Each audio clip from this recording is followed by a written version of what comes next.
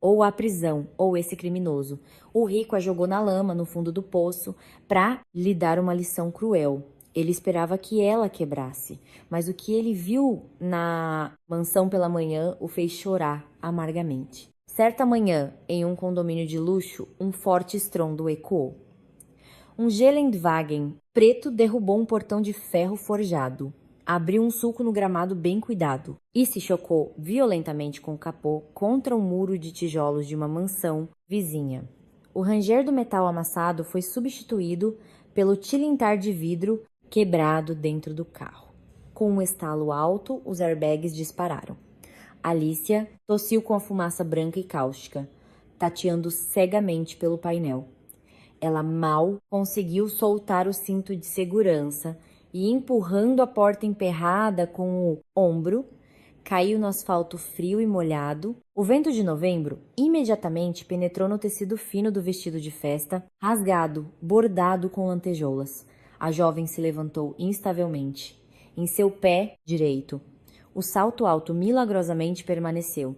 O pé esquerdo estava descalço. Na mão, Alicia segurava firmemente uma bolsa Chanel. O cheiro de conhaque caro, borracha queimada, exalava dela a 1 quilômetro de distância. Pessoas já saíam das casas vizinhas, alguns enrolados em roupões, outros filmando o ocorrido com o celular. Ao longe, uma sirene uivou. A segurança do condomínio chamou a patrulha. Moça, a senhorita está ferida? Um senhor de idade, com um casaco por cima do pijama, aproximou-se dela. Vá embora, Alicia gritou roucamente, cambaleando. Que estão olhando? Não. Vai ter filme. Uma viatura policial chegou. Um jovem sargento saiu apressadamente. Ele olhou para o SUV fumegante, para a jovem descalça e caminhou em sua direção. Cidadã, os documentos, por favor, explique. Ele estendeu a mão para segurá-la pelo cotovelo, mas Alicia recuou bruscamente. Seu rosto, borrado com o resto da maquiagem da noite, estava contorcido em uma careta de raiva. Ela se jogou e bateu com força no policial com a bolsa pesada no rosto. O fecho de metal cortou a bochecha do sargento. Tire suas patas imundas, plebeu! Ela gritou histericamente, abafando o barulho da rua. Você sequer entende de quem sou neta? Meu avô vai comprar e vender todos vocês. Vocês vão limpar meus sapatos insignificantes. O sargento segurou a bochecha, dando um passo para trás, e seu parceiro já estava pegando as algemas, mas ele não teve tempo de fechá-las. Com um guincho de freios, um jipe preto com vidros fumê se aproximou do local do acidente. A porta se abriu antes mesmo de parar completamente. Miguel saiu do carro, o chefe de segurança de Victor André Sobral.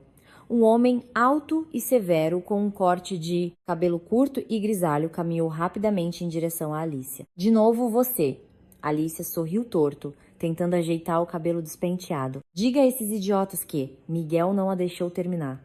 Ele agarrou seus braços, dolorosamente, os levou para trás das costas e rigidamente, sem prestar atenção aos seus guinchos e resistência, enfiou a jovem no banco traseiro do jipe. Em seguida, virou-se para os policiais atônitos. Vitor Sobral compensará os danos em 10 vezes. Seu general já está ciente. Miguel disse secamente, jogou um cartão de visitas no capô e sentou-se ao volante. 40 minutos depois, Alicia já estava sentada no sofá de couro no escritório do avô. O escritório sombrio e opressor cheirava papel velho, tabaco caro e madeira polida. No canto, um relógio de pêndulo antigo fazia tic-tac ritmicamente. Alicia estava sentada com os braços cruzados sobre o peito, balançando nervosamente o pé descalço. Ela havia espalhado o rímel escorrido pelas bochechas, o que fazia seu rosto parecer sujo e assustadoramente magro. Ao lado, Denina, governanta da casa, se agitava. A mulher de cabelos grisalhos perfeitamente arrumados, vestindo um cardigã pastel modesto, servia água em um copo de cristal, pingando generosamente um calmante. Beba, querida, beba! Sua voz era suave e envolvente. Ela acariciou o ombro de Alicia e, em seguida, olhou com reprovação para o proprietário sentado à mesa maciça. Ah, Vitor André, por que o senhor olha para ela com tanta severidade? A criança tropeçou. Ficou assustada.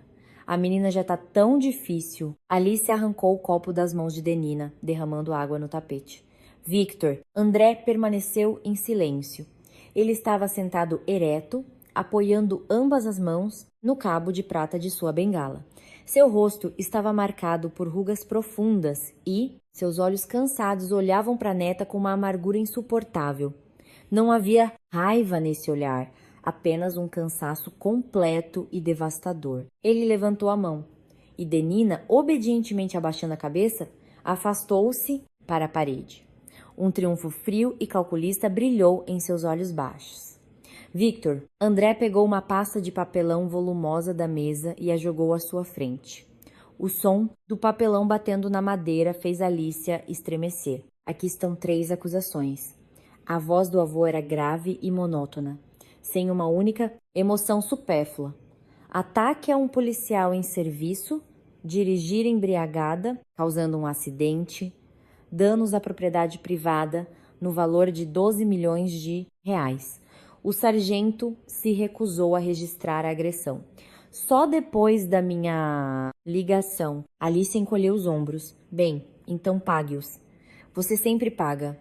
Qual é o problema? É que tô cansado, respondeu o velho. São 5 anos de prisão real, Alice. Você não tá apenas desperdiçando minha vida e meu dinheiro, você tá se tornando perigosa para as pessoas.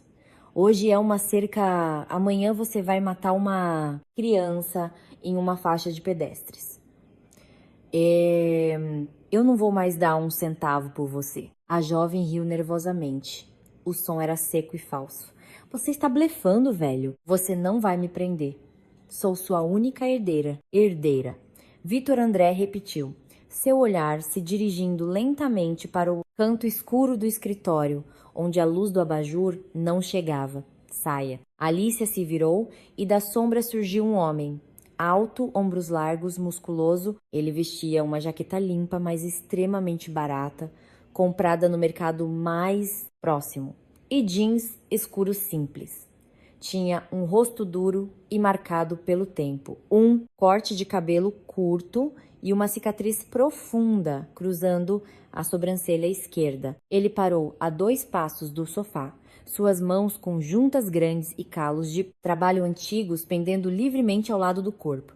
Ele olhou para Alicia com um olhar penetrante e avaliador, acostumado a perceber qualquer ameaça. Não havia condenação nem pena nesse olhar. Ele a olhava como um objeto inanimado. Alicia franziu o nariz com desdém. Quem é esse mendigo? Seu novo jardineiro? Este é seu futuro marido, disse o avô. O escritório ficou tão silencioso que se podia ouvir o vento batendo um galho na janela. O quê? Alicia se inclinou para frente, sem acreditar no que ouvia. Você tem 2 caminhos. Vitor André não tirava os olhos dela. Ou amanhã de manhã eu dou andamento a este caso e você vai para o presídio, onde rapidamente aprenderão a respeitar as coisas e a vida alheia. Ou hoje mesmo, daqui a 2 horas, você vai ao cartório com ele. O nome dele é Gleb. Você assume o sobrenome dele. Eu bloqueio todas as suas contas, retiro seus carros e a degerdo. Sua vida, sua alimentação e sua educação, a partir deste minuto, estão em suas mãos. Alicia pulou do sofá. A água do copo derramou em seu vestido rasgado. Você enlouqueceu de vez, ela gritou, sua voz se tornando um guincho. Não vou me casar com esse monstro. Você não pode fazer isso comigo. Eu sou Sobral. Você é ninguém, o velho disse secamente. Você é um invólucro vazio, sem nada, além do meu cartão de crédito. Alicia correu para a mesa. Ela pegou o relógio de mesa antigo e o jogou com força no chão. O vidro estilhaçou para todos os lados. As engrenagens se espalharam pelo tapete. A jovem gritava, xingava, batia com os punhos na mesa de carvalho. Gleb permaneceu no mesmo lugar, nenhum músculo de seu rosto tremeu. Ele apenas observava sua histeria. Victor André apertou um botão debaixo da mesa. Miguel entrou imediatamente no escritório com 2 seguranças. Lavem-na, arrumem-na e coloquem-na no carro, ordenou o avô. Os seguranças pegaram Alicia, que se debatia, pelos braços e a tiraram do escritório. Seus gritos ecoaram pelo corredor por muito tempo, até que se calaram atrás das portas de carvalho. Vitor André afundou tristemente na poltrona. Seu rosto, em um instante, envelheceu e empalideceu.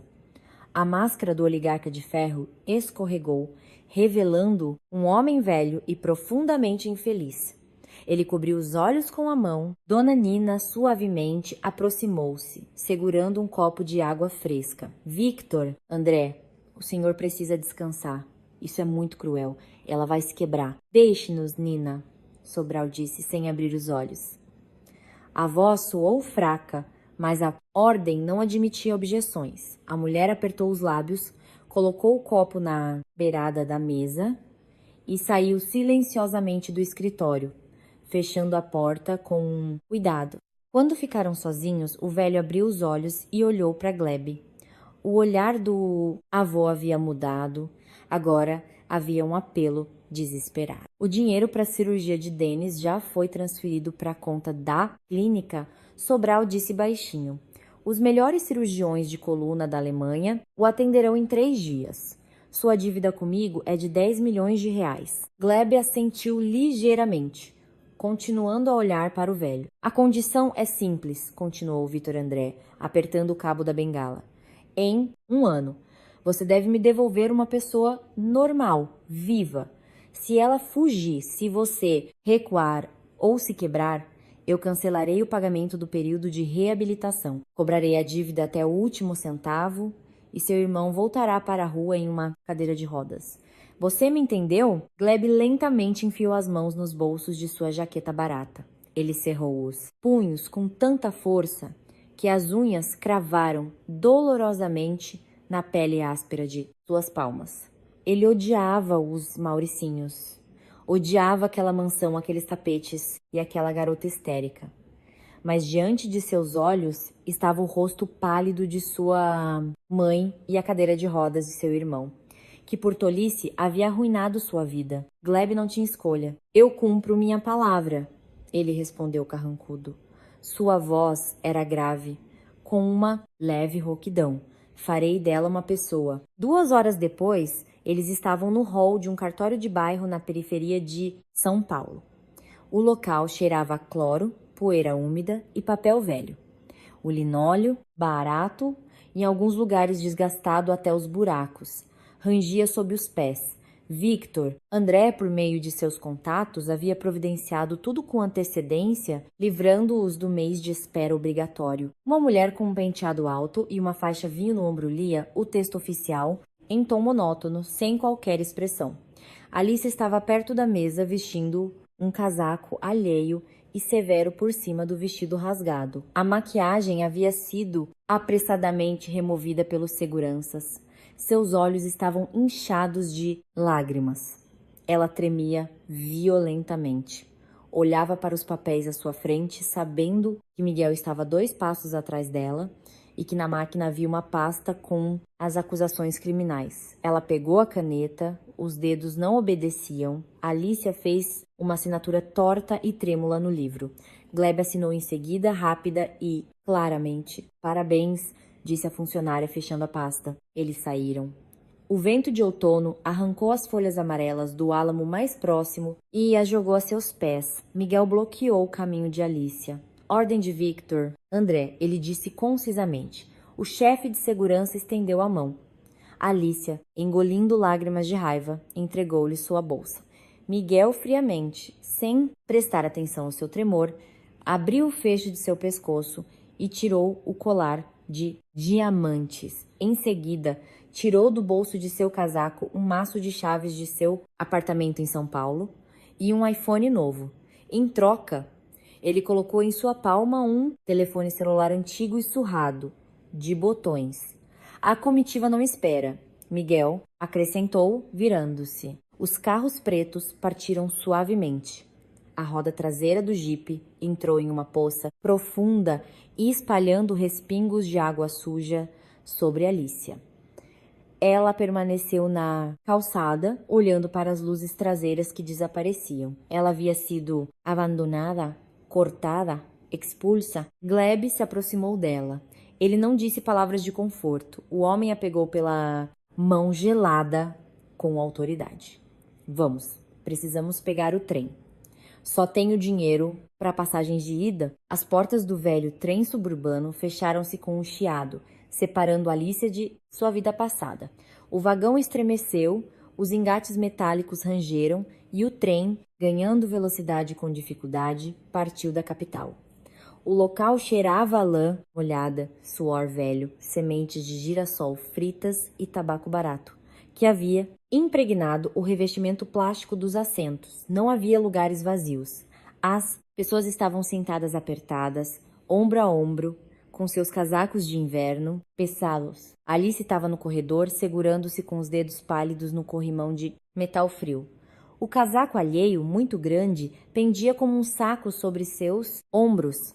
A barra rasgada do vestido de noite brilhante se destacava por baixo. Ela sentia olhares de soslaio e hostis.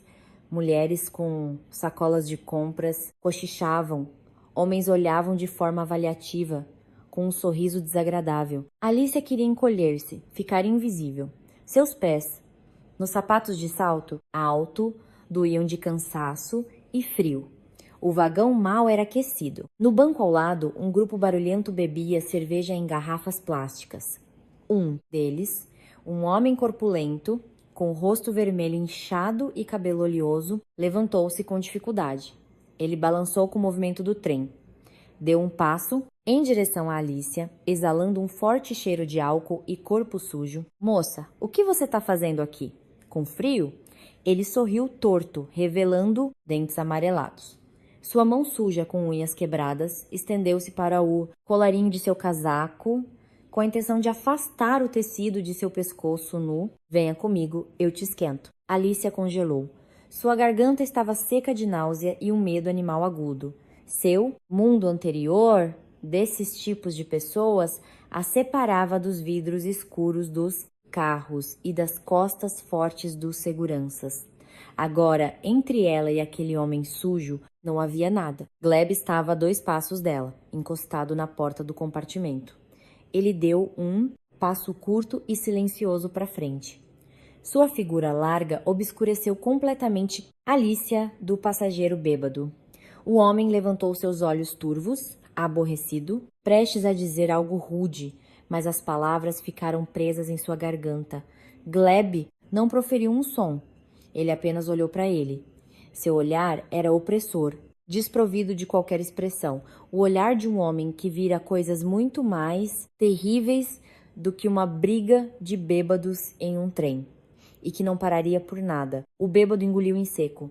A insolência desapareceu em um instante. Eu só queria perguntar. Ele murmurou, abaixando os olhos, e apressadamente se espremeu para o vagão vizinho. Alicia soltou um suspiro convulsivo. Atrás das costas largas de Gleb, cobertas pelo tecido barato, ela se sentia segura. Era uma sensação estranha e selvagem. Ela odiava aquele homem, odiava o avô que a vendera, mas agora ela era grata por aquele detento estar ali, e o pensamento a deixou enojada consigo mesma. Escureceu lá fora. A paisagem havia mudado há muito tempo de vilas suburbanas para florestas escuras e densas e poucas luzes de passagens. 3 horas depois, o trem parou em uma curta plataforma de concreto. Chegamos, Gleb disse concisamente, pegando sua velha bolsa de viagem. Eles saíram. O vento forte de novembro atingiu o rosto de Alicia. O estado de São Paulo recebeu com uma lama gelada e escuridão absoluta. Até a vila era preciso caminhar cerca de 2 quilômetros por uma estrada de terra. A lama sob os pés chiava e escorregava. No terceiro passo, o salto de Alicia afundou profundamente na lama pegajosa. Ela puxou a perna, os sapatos ficaram na lama. A jovem ofegou, pisando descalça diretamente em uma poça gelada. O frio perfurou o corpo até os ossos. Ela se curvou, tentando tirar o sapato, sujando as mãos de lama. Lágrimas de desespero brotaram em seus olhos. Gleb não a ajudou.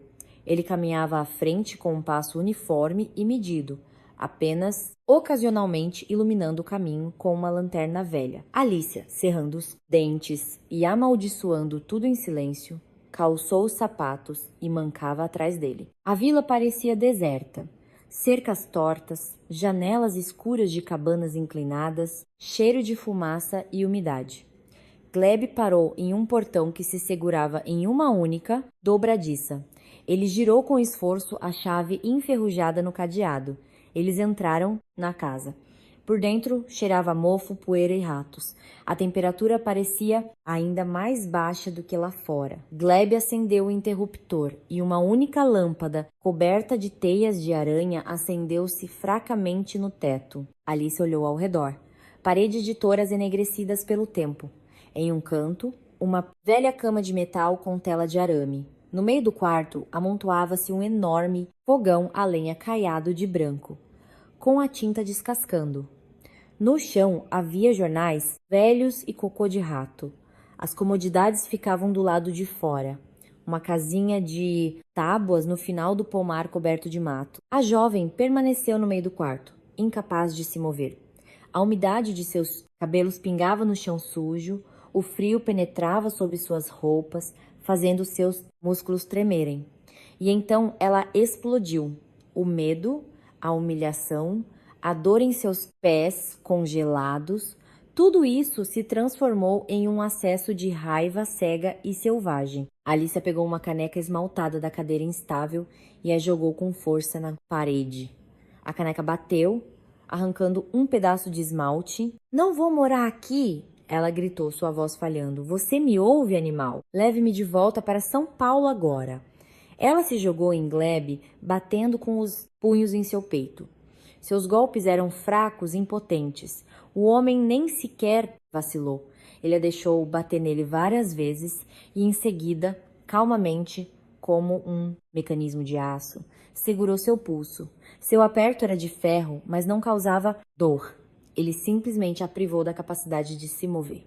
Eles estavam um contra o outro, Alicia respirando pesadamente, olhando para ele de baixo para cima com olhos cheios de ódio. "Gritar não vai aquecer a casa", Gleb disse calmamente, sem raiva ou irritação em sua voz, apenas uma constatação seca do fato.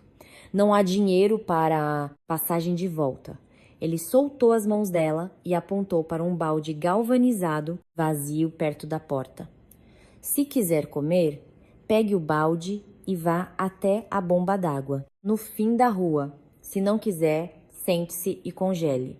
Vou buscar a lenha." Ele se virou, pegou um velho machado do canto e saiu para o quintal.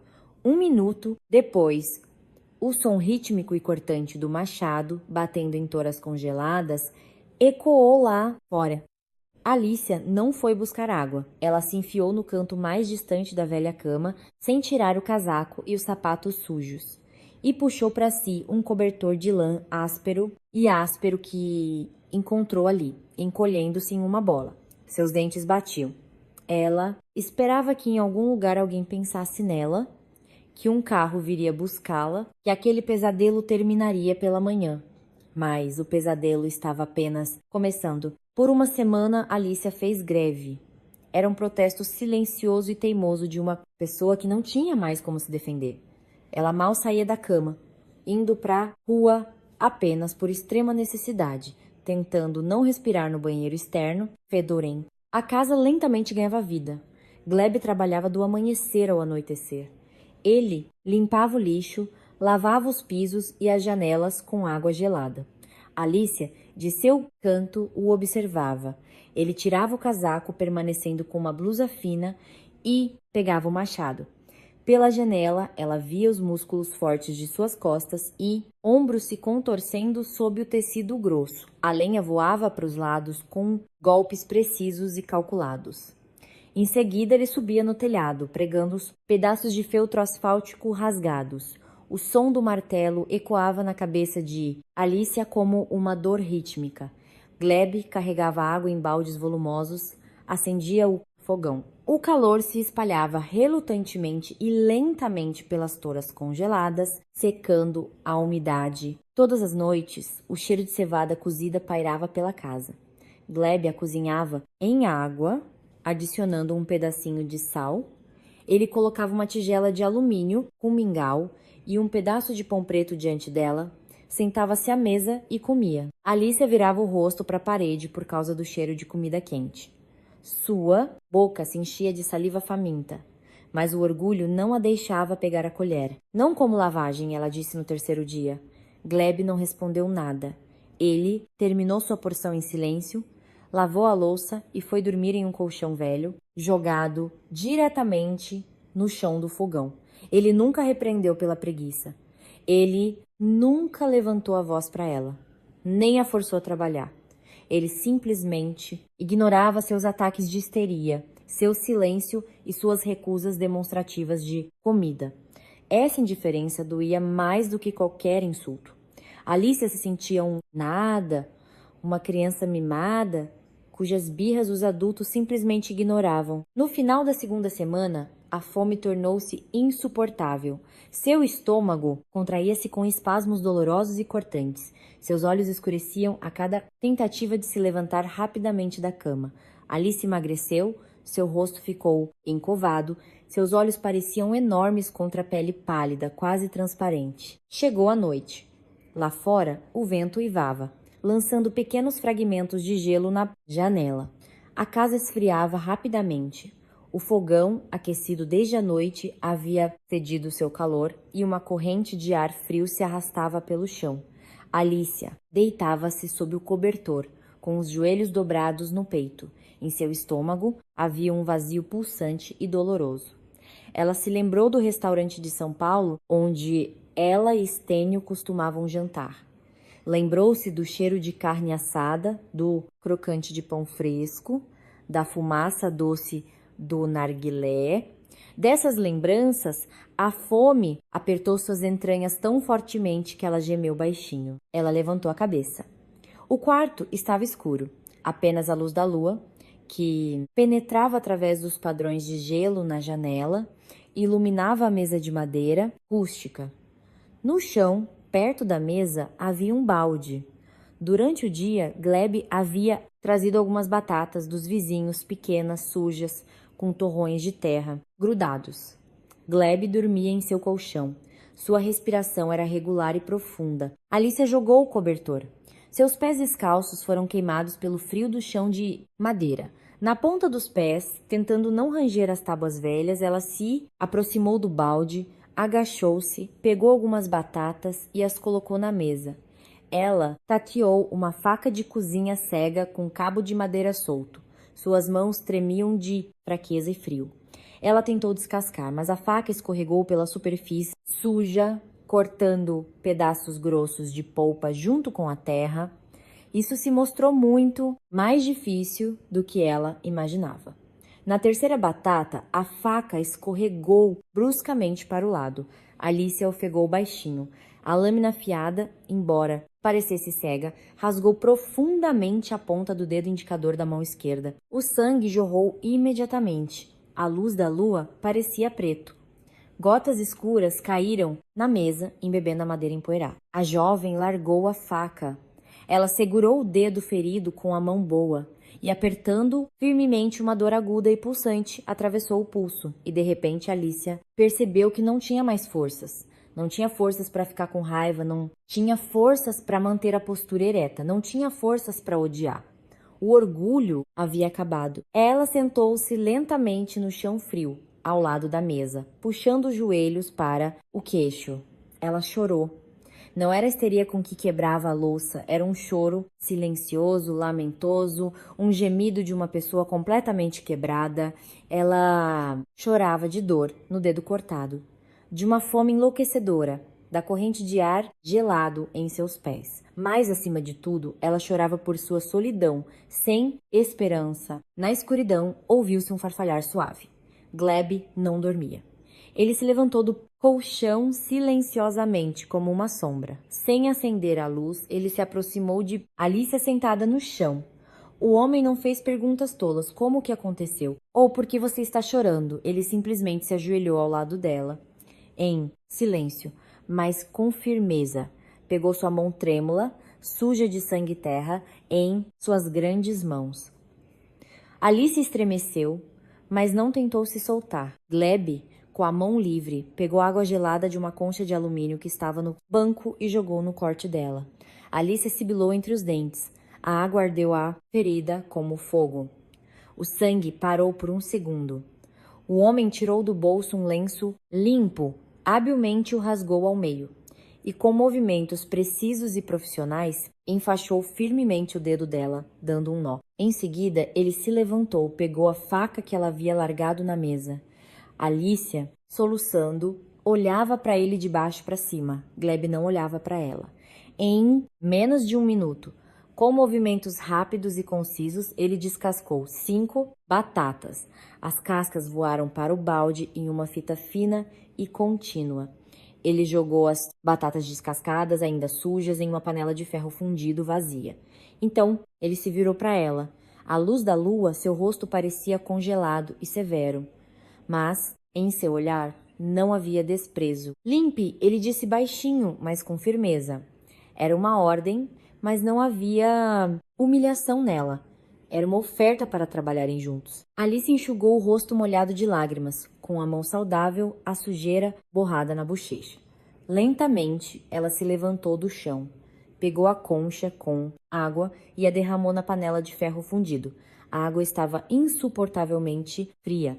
Seus dedos imediatamente ficaram dormentes, mas ela mergulhou as mãos na água e começou a esfregar as batatas, lavando a terra. As lágrimas ainda escorriam por suas bochechas, caindo diretamente na água suja, mas ela lavava as batatas.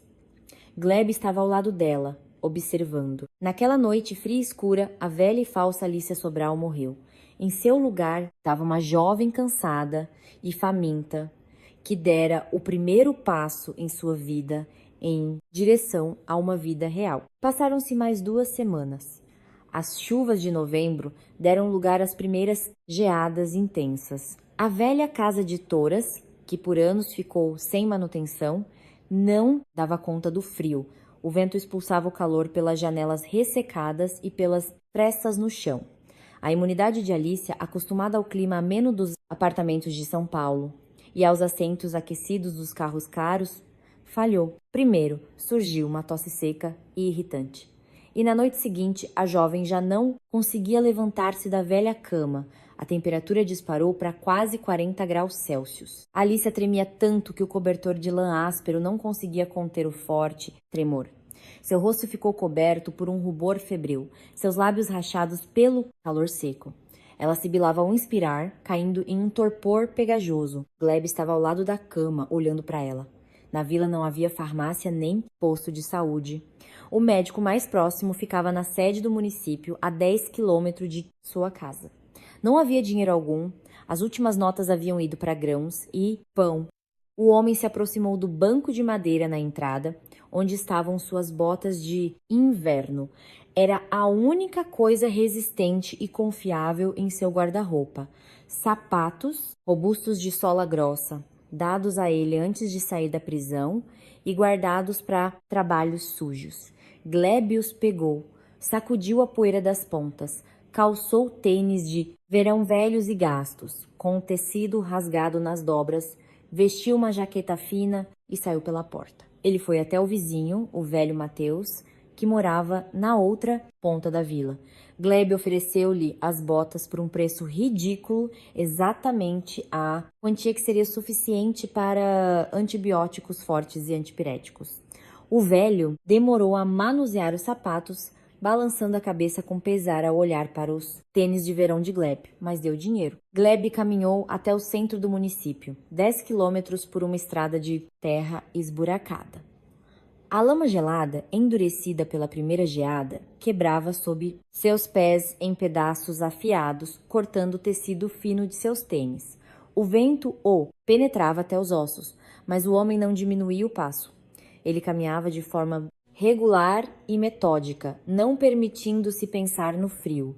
Em sua mente batia apenas um pensamento. A febre precisava ser controlada antes da noite, caso contrário, os pulmões não resistiriam. Ele voltou já ao anoitecer. Suas pernas mal sentiam o frio, seus sapatos estavam completamente encharcados de lama gelada. Mas, no bolso interno de sua jaqueta, havia embalagens de papel com comprimidos. Alicia se debatia na cama, a febre delirante dominando completamente sua mente. Gleb acendeu o fogão, colocou água para aquecer. Ele esmagou um comprimido em uma colher, diluiu em líquido morno e, levantando a cabeça da jovem, a forçou a engolir o remédio amargo. Em seguida, ele trouxe uma bacia com água fria, rasgou um pedaço de tecido limpo de um lençol velho. A noite inteira ele não pregou os olhos. A cada meia hora, Gleb metodicamente limpava seu corpo em chamas, testa, pescoço, braços. O tecido aquecia rapidamente. Ele o molhava novamente na bacia e continuava seu trabalho. Perto do amanhecer, Alicia começou a respirar mais regularmente, mas o delírio não a abandonava. Ela agarrou convulsivamente com os dedos quentes a mão áspera e calejada de Gleb. Suas pálpebras tremiam. Mãe, ela chamou em voz baixa, quase infantil, no vazio. Mãe, me tire daqui. Estou com medo, por favor, não vá. Gleb congelou. Ele olhou para aquela menina quebrada e vulnerável, de quem toda a arrogância de São Paulo havia desaparecido. Ele sabia o que era a saudade de uma mãe. Com cuidado, com medo de assustar seu sono irregular, ele cobriu a pequena mão dela com sua mão grande. Estou aqui, sua voz soou baixa e abafada, na escuridão do quarto. Não vou a lugar nenhum. Durma. No terceiro dia, a crise passou. A febre cedeu, deixando para trás uma fraqueza ensurdecedora. Alice abriu os olhos. Sua cabeça girava, seu corpo parecia estranho e pesado. A casa estava silenciosa, cheirava a lenha seca e infusão de ervas. Gleb não estava. Ele havia ido para a floresta cortar galhos secos para acender o fogo, deixando uma caneca de chá quente e um pedaço de pão na mesa. Alice sentou-se lentamente na cama e, enrolando-se no cobertor, seu olhar caiu sobre uma caixa de madeira perto do fogão, onde estavam as poucas ferramentas de Gleb. Lá na beirada estava seu antigo celular de botões. Gleb o havia esquecido, com pressa de sair antes que escurecesse para buscar lenha. A jovem congelou. Uma chama fraca, mas dolorosamente aguda, de esperança acendeu-se dentro dela. Ela se lembrou de sua vida passada. Clubes, restaurantes, carros quentes. Lembrou-se de Stênio. Eles estavam juntos, afinal. Ele falava de amor, dava enormes buquês de rosas, a levava para resorts caros. O avô apenas a isolou e Stênio certamente a procurava, exausto. Com as mãos trêmulas e desobedientes, Alicia pegou o telefone. Os botões eram difíceis de apertar. Ela discou de memória o longo número. Os tons de chamada soaram infinitamente. Alô? Uma voz masculina preguiçosa e insatisfeita atendeu. O baixo da música de boate ressoava abafado ao fundo. Stênio?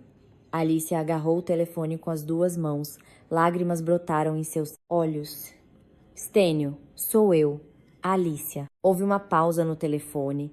A música diminuiu, aparentemente ele havia saído da pista para o corredor. Alicia, de onde você está ligando? Seu avô te enfiou em algum hospício, não foi? Estávamos todos pensando. Não estou em uma clínica. Ela sussurrou apressadamente, engolindo as palavras. Meu avô enlouqueceu. Ele me prendeu em algum curral em uma vila. Me forçou a me casar com algum criminoso. Não tenho nada. Por favor, me salve. Tire-me daqui. Ela ditou-lhe o nome da estação e da vila mais próximas. Stênio. Ouviu em silêncio. Entendi. Finalmente ele respondeu. Sua voz soava séria. Arrume-se. Estarei aí em cerca de 2 horas. Mande-me um SMS com as coordenadas exatas. Alicia desligou a chamada. A respiração lhe faltou de tanta felicidade. O pesadelo havia terminado. Eles a levariam. Ela voltaria para seu mundo familiar e confortável. Ela não arrumou suas coisas, não havia nada dela ali. Ela vestiu seu casaco por cima do suéter em que dormira, calçou os sapatos sujos com um salto quebrado e saiu. Ela não deixou um bilhete para Gleb. Não se importava com o que ele pensaria. Stênio chegou exatamente 2 horas depois. Um BMW X5 preto e brilhante entrou lentamente na estrada de terra da vila, com os faróis piscando ameaçadoramente. Alicia correu ao seu encontro. A porta do carro se abriu. O interior cheirava a couro caro e perfume que Alicia achou sufocantemente doce depois do ar gelado. Ela se jogou no banco do passageiro, sem conter as lágrimas de alívio. Stênio a olhou avaliadoramente. Ele usava uma gola rolê, cara. Um relógio suíço brilhava em seu pulso. Ele não correu para abraçá-la, apenas sorriu torto, olhando para seus cabelos sujos e o enorme suéter alheio que saía por baixo do casaco. Que aparência você tem, amiga? A vida na roça te desgastou. Vamos, Stênio. Apenas vamos embora daqui. Rápido. Ela pediu, ignorando o tom dele. O carro arrancou. Mas em vez de pegar a estrada em direção a São Paulo, Stênio virou em uma estrada secundária. Para onde estamos indo? Alicia perguntou. Desconfiada. Primeiro lugar, os caras estão esperando, ele disse secamente. Temos que comemorar seu retorno. Meia hora depois, eles chegaram a um motel de luxo nos arredores. Alicia conhecia o lugar. Ali, eles frequentemente alugavam quartos para festas fechadas. Stênio desligou o motor e, sem abrir a porta para ela, saiu do carro. A jovem o seguiu obedientemente, sentindo uma vaga e pegajosa ansiedade crescendo em seu interior. Eles entraram na suíte de luxo no segundo andar. O quarto estava cheio de fumaça, de cigarro. Garrafas abertas de uísque caro estavam sobre a mesa larga. Havia restos de comida. Nos sofás de couro, 2 de seus conhecidos em comum, Max e Vlad, estavam relaxados. Todos de famílias de empresários, todos com um senso de exclusividade. Ao ver Alicia, eles se calaram. Não houve gritos de alegria nem abraços. Eles a observavam como se ela fosse um animal exótico em um zoológico. Uau, que... Gente, Max disse, dando um gole direto da garrafa. Onde está o vestido Gucci? Que trapos são esses? Alicia parou incerta na porta. Olá, Stênio. Vamos para casa. Estou muito cansada. Stênio foi até a mesa e serviu-se de uísque em um copo largo. Ele se virou para ela. E Alicia viu em seus olhos uma expressão completamente nova. Não havia amor nem carinho. Havia um escárnio frio e franco. Para casa? Ele perguntou novamente. Para onde, Alicia? Para o apartamento nos jardins? Bem, não é mais seu. Ele deu um gole e se aproximou dela. Você acha que eu vim assim à toa? Eu verifiquei as informações. Meu pai trabalha com os advogados do seu avô, Sobral. Ele te tirou do testamento, bloqueou todas as suas contas. Você agora é ninguém, Alicia. Um nada, um lugar vazio. As palavras a atingiram como um golpe. O ar mau passava pela sua garganta. Stênio, nós nos amávamos. A voz dela vacilou, tornando-se um sussurro lamentável. Que diferença faz o dinheiro? Os garotos nos sofás caíram na gargalhada. A risada era alta e latida. Stênio torceu os lábios em um sorriso de desprezo. Eu amava as perspectivas, querida, do seu avô, seus contatos e seu capital. E sem isso, você é apenas uma histérica com exigências. Por que eu precisaria de você sem dinheiro? Alicia recuou um passo, as costas batendo na porta fechada. Seu mundo brilhante anterior desmoronou, revelando sua essência podre e calculista. Aqueles que ela considerava amigos a olhavam como lixo, mas hoje somos bons, continuou Stênio, colocando o copo na mesa. Nós vamos te alimentar, te dar de beber, te deixar passar a noite no calor. Mas tudo tem um preço. Pague pelo jantar, Cinderela. Ele acenou na direção da mesa. Vamos, suba lá e dance para nós como você dançava antes nos clubes. Só que agora sem roupas de grife. Tire essa porcaria. Alicia ficou paralisada. O sangue esvaiu de seu rosto. Vocês estão doentes? Ela exclamou, virando-se para a porta. Deixem-me sair! Ela agarrou a maçaneta, mas Max foi mais rápido. Ele pulou do sofá, agarrou-a rudemente pelo ombro e a jogou com força para o centro da sala. Alicia tropeçou, mal se mantendo de pé. Aonde você pensa que vai? Max deu um passo em direção a ela. Em seus olhos ardia uma excitação bêbada e cruel. Ele estendeu a mão e a agarrou firmemente pela gola do suéter grosso e estranho que Gleb lhe dera. Já te disseram para tirar? Alicia gritou. Era um grito de horror absoluto. Ela empurrou Max com força, tentou atingi-lo, mas ele apenas riu, segurando seu pulso. O segundo rapaz aproximou por trás, bloqueando o caminho para a saída. Ela entendeu que, para eles, ela era apenas um pedaço de carne, um brinquedo que podia ser quebrado e descartá-lo. Ouviu-se um estrondo ensurdecedor.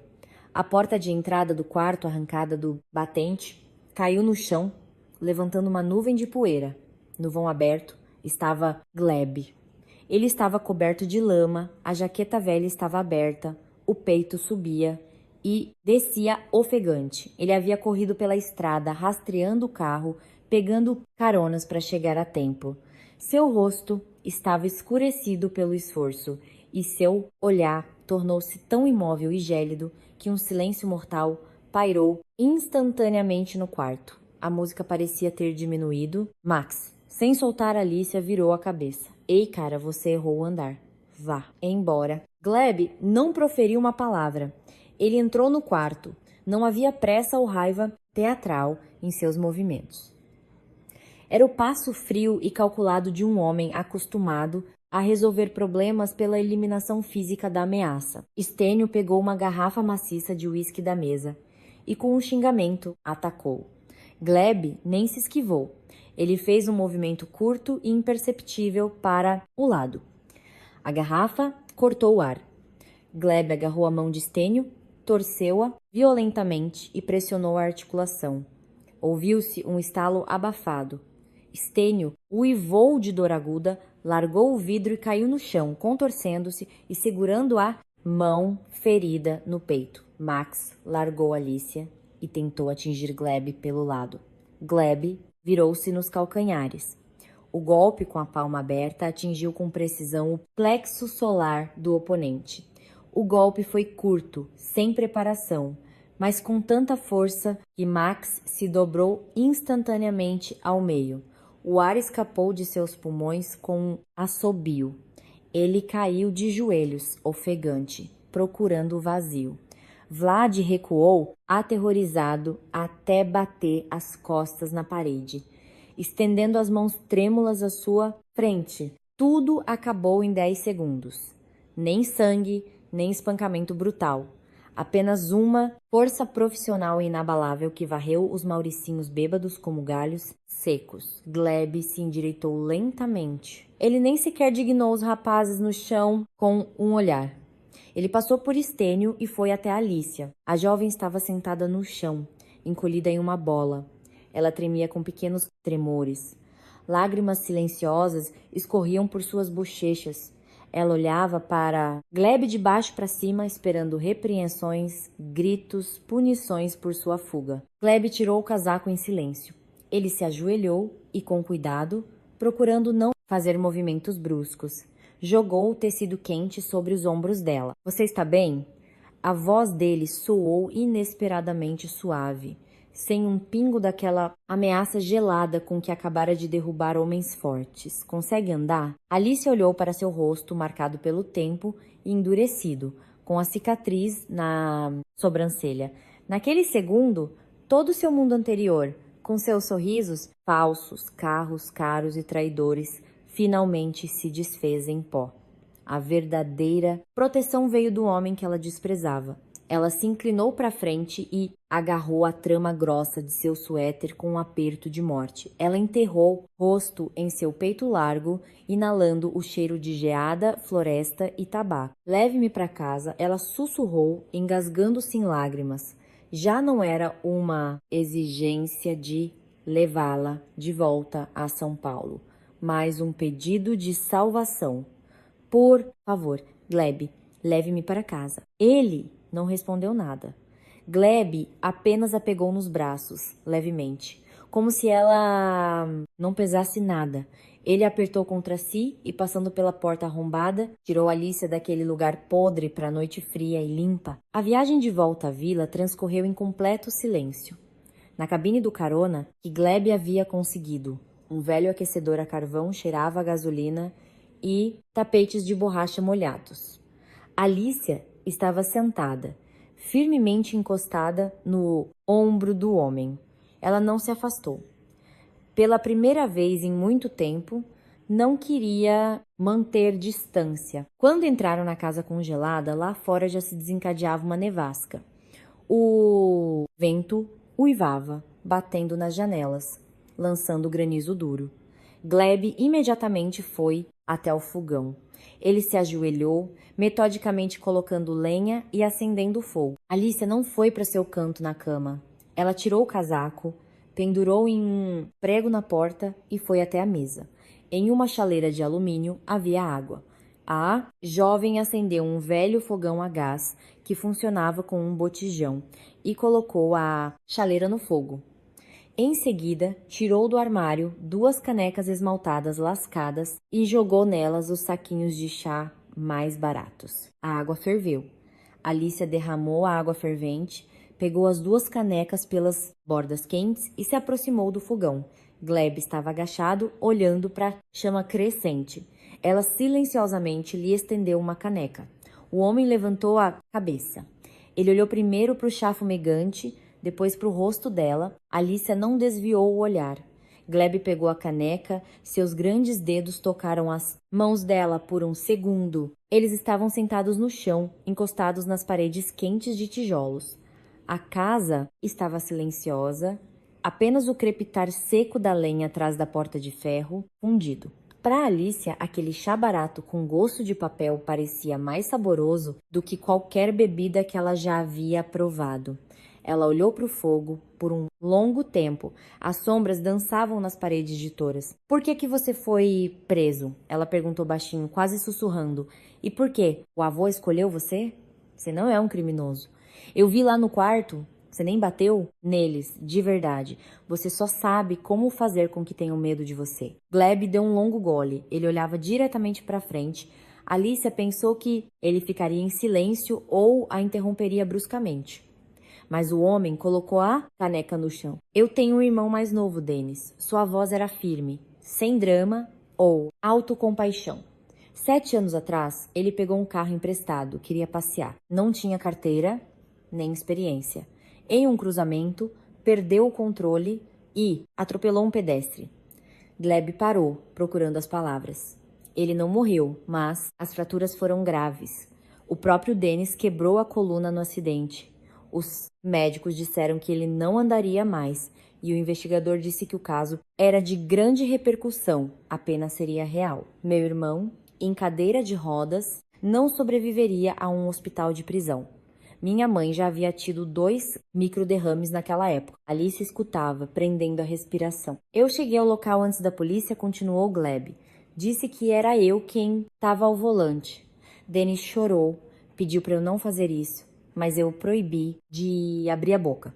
Ele recebeu condicional como passageiro. Eu peguei 5 anos de prisão. Um silêncio pairou novamente no quarto, interrompido apenas pelo zumbido do fogo na chaminé. Alicia olhava para o perfil de Gleb. Em sua vida passada, as pessoas traíam umas às outras por mais 1 milhão, por status, por um bom negócio. E o homem sentado ao lado dela havia entregado 5 anos de sua juventude, sua liberdade e reputação para salvar seu irmão. E o avô? A voz de Alicia tremeu, a garganta apertada. O que meu avô tem a ver com isso? Gleb virou a cabeça e olhou nos olhos dela.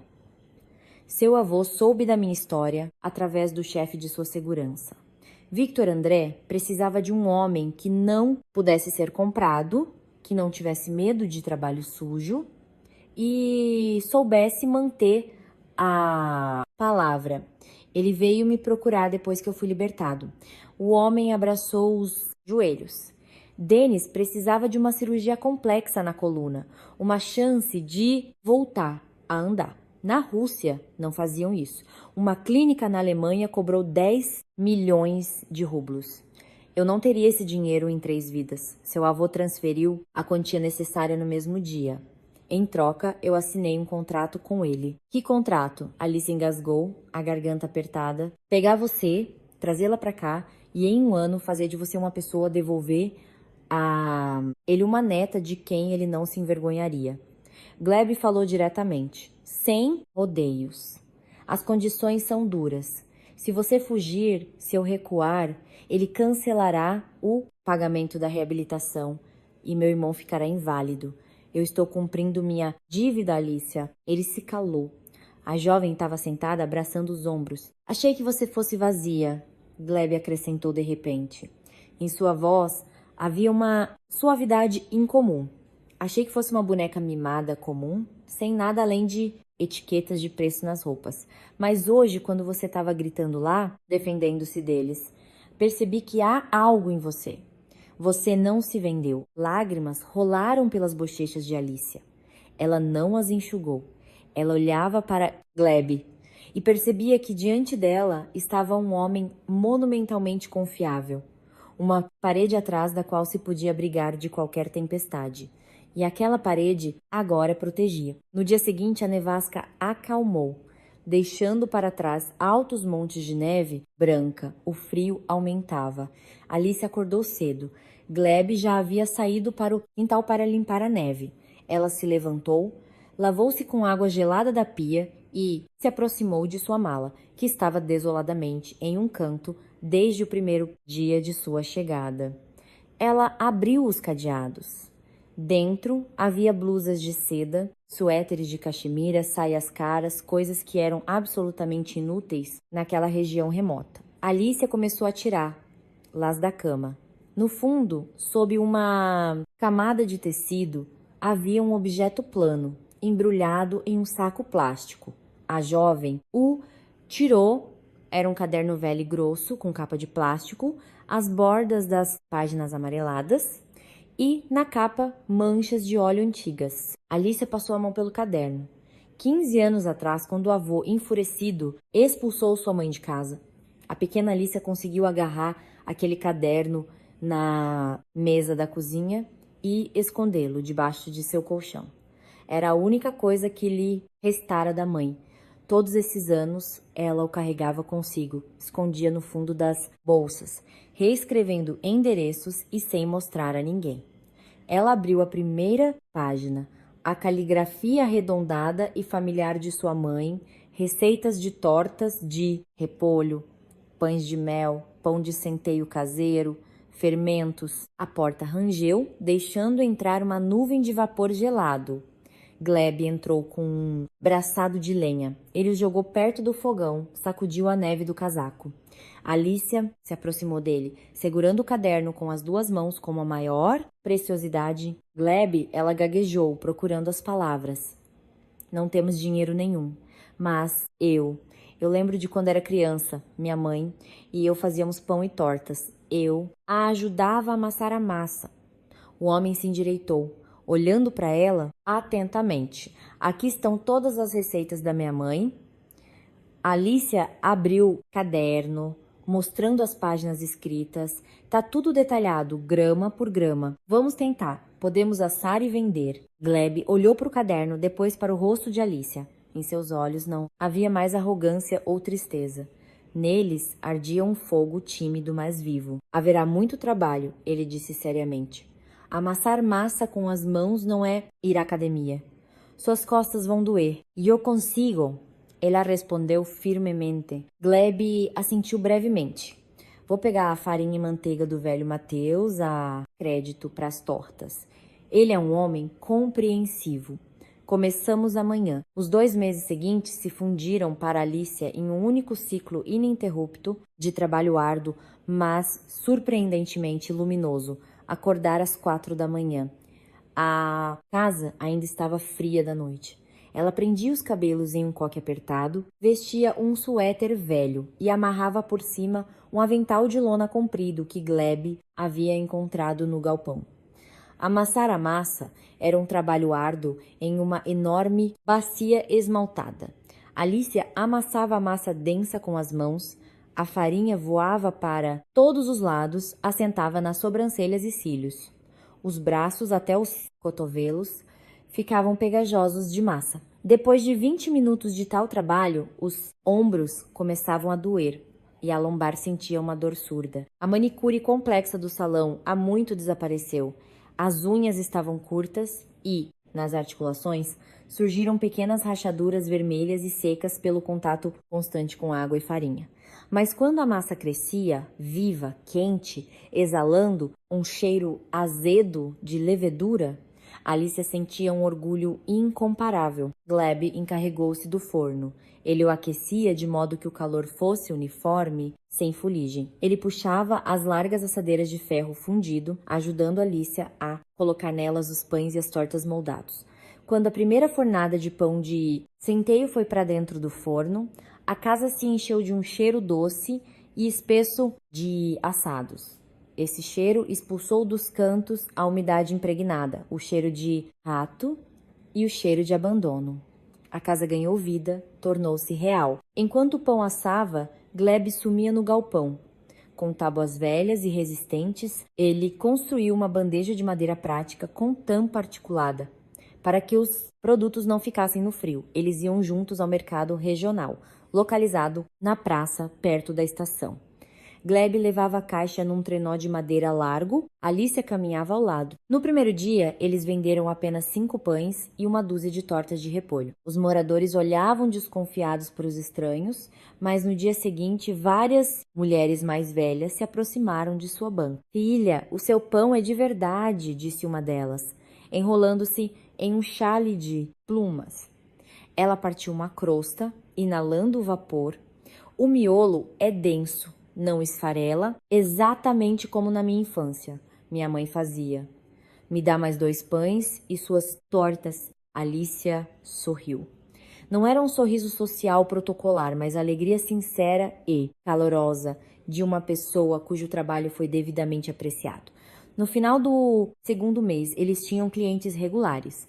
O pão e as tortas da chama caseira, como eles sarcasticamente chamavam seu negócio, esgotavam-se em 2 horas.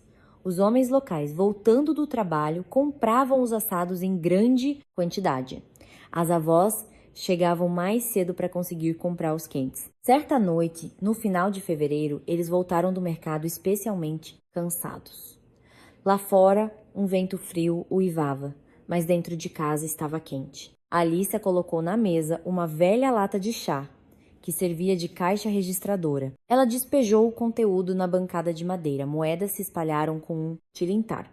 Entre elas havia notas amassadas de 10, 50 e algumas de 100 reais. Eles se sentaram um de frente para o outro e começaram a alisar as notas, empilhando-as. "Amanhã precisamos comprar mais um saco de farinha de centeio." Alicia alisava uma nota amassada de 100 reais e pagar a dívida ao velho Mateus. E ele também pediu para assar uma torta de maçã para o fim de semana. Os netos dele vêm visitá-lo. Gleb assentiu, juntando as moedas. "Vou combinar com o motorista do carro de compras. Ele trará a farinha diretamente para casa, para não ter que carregar no trenó. Vai aquecer logo, a neve vai derreter." Alicia estendeu a mão para o último monte de moedas. Gleb estendeu a mão simultaneamente para o mesmo punhado de trocados. Seus dedos se tocaram. A jovem parou. Ela não afastou a mão. Gleb lentamente abriu a palma da mão e cobriu seus dedos finos com sua mão grande, áspera de calos e trabalho. A pele dele estava quente. Alicia levantou os olhos. Gleb olhava para ela. Nesse olhar não havia pressa, nem constrangimento. Era um olhar longo, profundo, muito maduro, de um homem que vê à sua frente não apenas uma mulher, mas sua própria pessoa, sua parceira, sua família. O ar na cozinha parecia ter ficado mais denso. Alicia sentia seu pulso, batendo rapidamente em seu pulso, pressionado contra a mesa pela mão dele. Um calor estranho e doloroso se espalhava em seu peito. Ela não precisava de palavras de reconhecimento ou promessas. Todas as palavras necessárias, Gleb as dizia com suas ações todos os dias. Ele apertou um pouco os dedos dela, depois, lentamente, relutantemente, removeu a mão e empurrou a moeda para ela. Dá para a farinha? Sua voz soou um pouco mais grave do que o normal. Alicia assentiu, abaixando os olhos para esconder o sorriso feliz que tocava seus lábios. Pela manhã, Gleb foi para a estação combinar com o motorista da van de entregas sobre a entrega de um lote de produtos no atacado. Alicia ficou em casa. Ela lavou a louça, varreu o chão e começou a limpar a mesa de madeira. Na beirada da mesa estava o velho celular de botões de Gleb. O homem o havia esquecido, com pressa de sair antes que a van de entregas partisse para o bairro vizinho. Alicia espremia o pano sobre o balde quando o telefone inesperadamente vibrou e tocou com um som estridente. A jovem enxugou as mãos no avental. Quem poderia estar ligando para Gleb? O número na pequena e opaca tela era desconhecido. Ela hesitou por um segundo, mas o toque não parava. Alice apertou o botão verde, levou o aparelho ao ouvido. Alô, ela disse incerta. Alicinha, minha querida, a voz suave e excessivamente doce de D, Nina ecoou no alto-falante. Alicia congelou. O pano caiu de suas mãos, mergulhando no balde com água. A voz reconhecível da governanta a transportou instantaneamente para o escritório frio e opressor do avô. Nina, a jovem exclamou. De onde a senhora conseguiu este número? Ah, querida, o que me custou encontrá-lo? A governanta lamentou ao telefone, com a voz cheia de mel e falsa preocupação. Eu não consigo ficar quieta, só penso em como você está lá. Minha pobrezinha nessa solidão, viva e bem. Estou bem. Alicia tentou dar firmeza à voz, mas ela falhou. O que a senhora precisa? Como está o vovô? Nina suspirou dramaticamente. Oh, Alicinha, o vovô está muito mal. O coração dele ficou fraco. Os médicos vêm todos os dias. A pressão arterial sobe, desce. Alicia sentiu tudo se contrair de medo. Ele precisa ir para o hospital. Posso falar com ele? Dê-lhe o telefone. O que é isso, minha querida? Nina sussurrou, como se temesse que fossem ouvidas. Ele nem quer ouvir seu nome. Assim que alguém se lembra de você, ele fica vermelho, segura o coração, grita que não tem mais neta. Dias atrás, ele chamou o tabelião. Alicia fechou os olhos. O ar no quarto de repente ficou abafado. Ele reescreveu o testamento. Denina continuou a destilar seu veneno.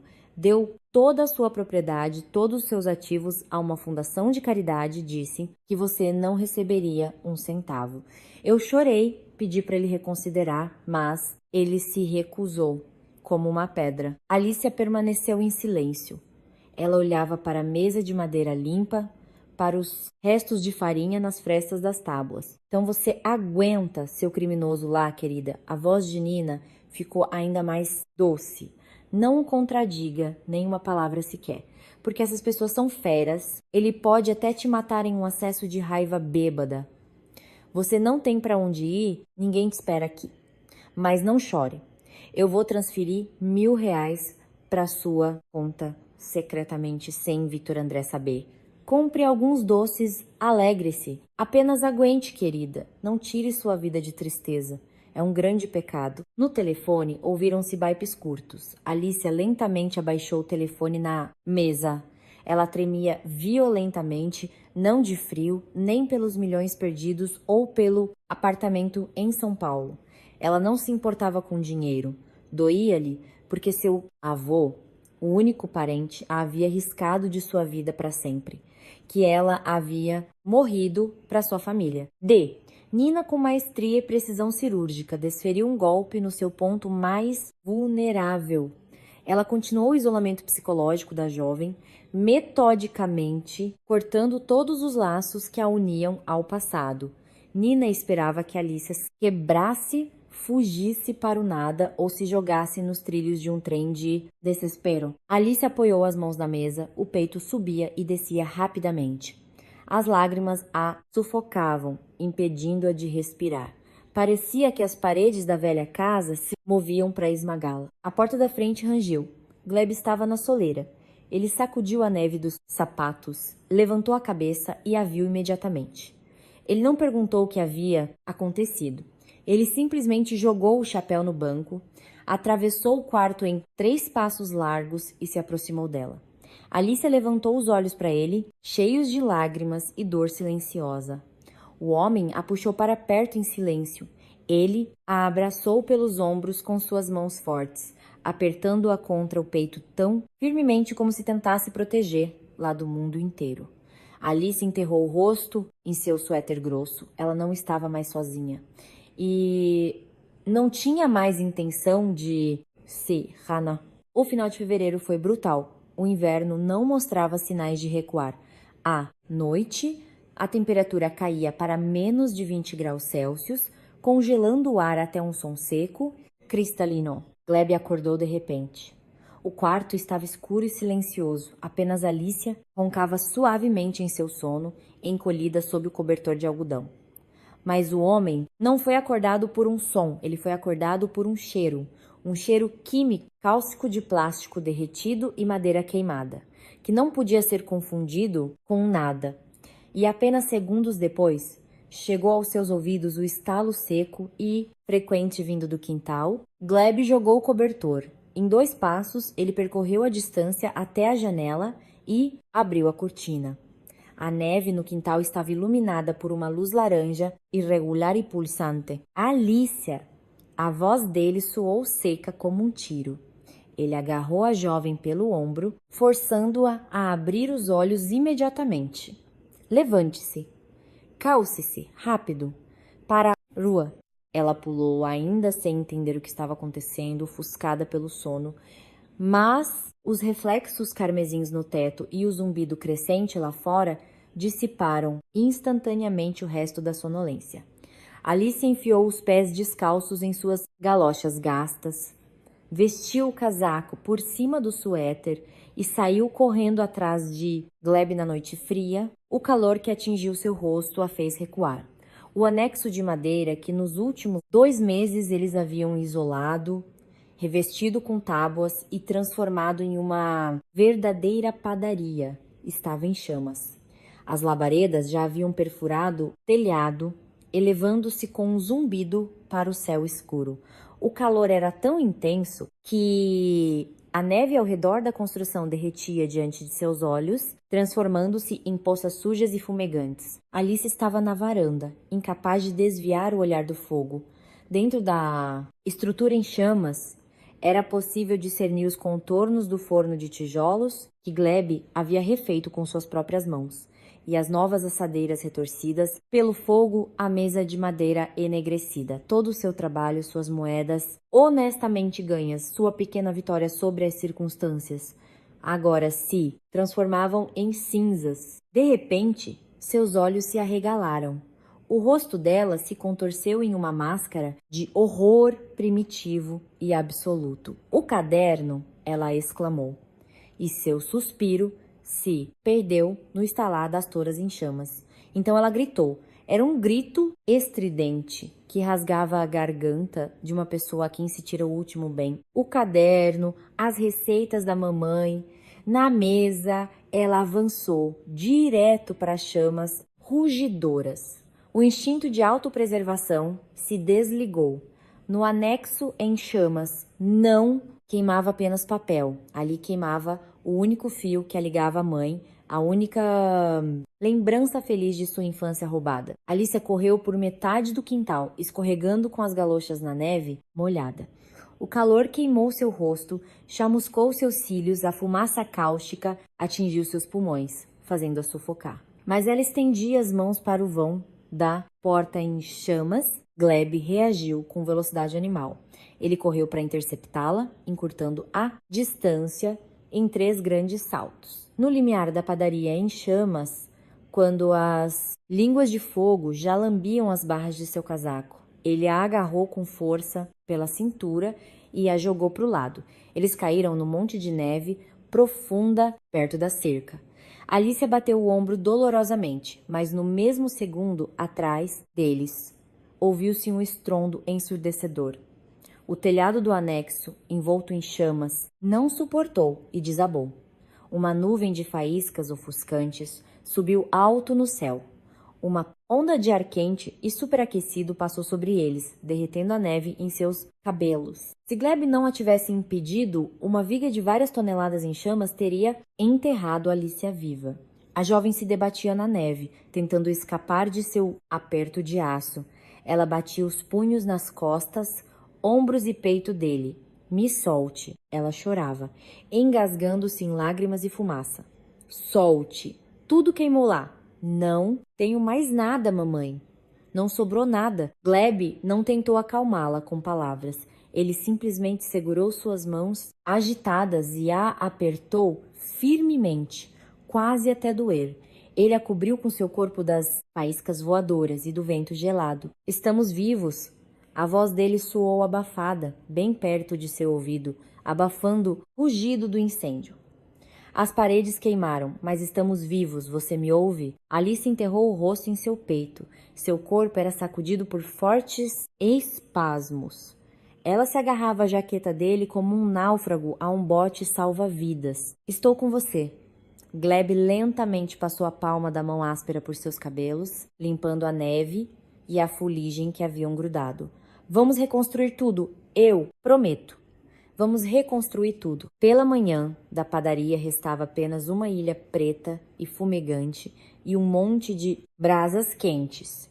No cinzal, pisava o delegado local, um homem cansado em um blusão de uniforme surrado. Ele remexia com um bastão os destroços negros no local onde antes havia a porta de entrada. Não foi fiação, Gleb, o policial constatou, tirando de debaixo das brasas um pedaço derretido de plástico transparente, do qual exalava nitidamente cheiro de gasolina.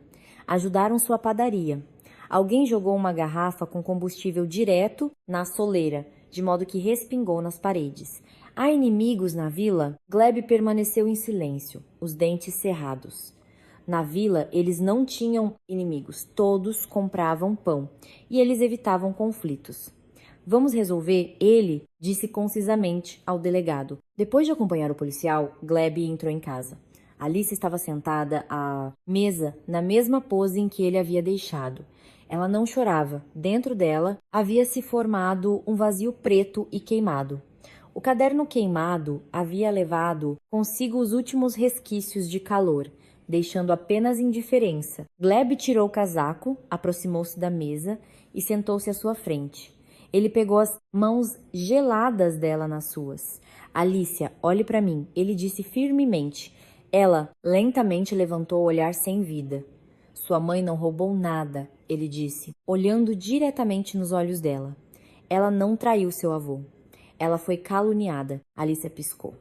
O sentido das palavras chegava a ela através de um denso véu de desespero. O quê? Do que você está falando? Gleb não rodeou. Ele expôs tudo o que havia descoberto. Falou sobre os executores bêbados, sobre o telefone, sobre a verificação de Miguel. Ele falava clara e metodicamente, citando fatos. Dona Nina roubou aquele dinheiro 15 anos atrás. Gleb apertou os dedos dela. Ela fabricou as evidências contra Helena. Ela passou anos te voltando contra sua mãe e seu avô. Ela incendiou nossa padaria ontem à noite porque percebeu que você não se quebraria. Ela tem medo que você volte. Alice olhou para ele com os olhos arregalados. Fragmentos de memórias passavam por sua mente. A voz suave de Nina, seus chás calmantes, seu sussurro de que a mãe trocara Alicia por um amante. Suas lágrimas falsas no escritório do avô. Seu mundo familiar desabou, deixando para trás apenas a dura e cruel verdade. O monstro não era o avô. O monstro, todo esse tempo, acariciava sua cabeça e a chamava de querida. E sua mãe, sua querida e amada mãe, era uma vítima inocente que foi jogada na rua, privada de seu filho. O peito de Alicia subia e descia convulsivamente. Sua respiração tornou-se rápida, interrompida. E, de repente, um som semelhante a um rosnado de animal ferido escapou de seu peito. Ela não chorava de autopiedade. Lágrimas quentes, raivosas de compreensão, escorriam por suas bochechas. Nessas lágrimas, a última inocência da menina mimada queimava. Nelas, nascia a fúria fria e adulta de uma pessoa que havia entendido de quem ela deveria recuperar sua vida roubada. Encontre-a. Alicia ergueu os olhos para Gleb, nos quais não havia mais fraqueza. Neles ardia um fogo mais terrível do que o que incendiara a padaria. Gleb, encontre minha mãe. Miguel cumpriu sua palavra. O endereço onde, por 15 anos, a nora expulsa se escondia da ira de Victor André chegou ao telefone de Gleb na manhã seguinte. Eles partiram para São Paulo no primeiro trem. Alicia, durante toda a viagem, olhava pela janela para as florestas cobertas de neve que passavam, transformando-se nos subúrbios cinzentos e de concreto da capital. Ela não proferiu uma palavra. Gleb sentava-se ao lado, sentindo a tensão em suas costas. Ele não fazia perguntas, entendendo que naquele momento, dentro daquela jovem, um trabalho invisível e excruciante estava em curso. Ela estava reaprendendo a respirar em um mundo onde sua mãe não era uma traidora, mas uma vítima. A periferia de São Paulo os recebeu com lama e uma densa névoa. O endereço certo os levou a uma zona industrial, cercada por muros de concreto e armazéns. Uma lanchonete barata e 24 horas para caminhoneiros e trabalhadores ficava no primeiro andar de um prédio cinzento e descascado. Eles contornaram a lanchonete pela parte de trás. O sujo quintal traseiro estava cheio de caixas de papelão vazias e sacos de lixo pretos. A porta maciça de metal dos fundos estava entreaberta. Um vapor denso saía da fresta, cheirando a carne cozida barata, gordura rançosa velha e cloro cáustico. Gleb foi o primeiro a entrar no corredor semi-escuro. No final da passagem, via-se uma porta aberta para lavagem. De lá vinha o barulho de água corrente e o tilintar de pratos. Ele parou, deixando Alicia passar à frente. A jovem deu alguns passos incertos. O chão sob seus pés estava escorregadio de espuma de sabão. Em um pequeno cômodo revestido de azulejos amarelados, havia um vapor denso. Sob a lâmpada fluorescente fraca, uma mulher estava perto da pia industrial. Ela vestia uma camiseta cinza desbotada e um avental emborrachado coberto de manchas de gordura. Em suas mãos, luvas amarelas e grossas. A mulher, com visível esforço, curvou suas costas magras, com dificuldade arrastava uma enorme panela de alumínio de 50 litros para colocar lá no escorredor. Seus cabelos, grisalhos precocemente, escaparam do lenço e colaram-se à testa úmida. Alicia parou no vão da porta. Não precisou ver o rosto, reconheceu a inclinação da cabeça, a linha dos ombros. 15 anos foram apagados da memória, substituídos por palavras falsas e mentirosas. Mas agora tudo o que era falso desapareceu. Mãe, o som escapou dos lábios de Alicia como um suspiro rouco e ininteligível. A mulher perto da pia parou. Lentamente ela se endireitou.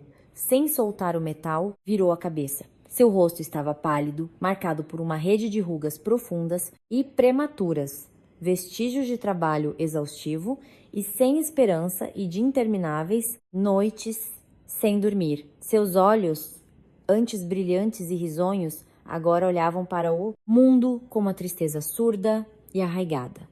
Ela viu a jovem parada na porta com uma jaqueta simples, sem um pingo de maquiagem no rosto limpo e amadurecido, com as unhas curtas, com os olhos cheios de lágrimas. Os dedos nas luvas amarelas se abriram.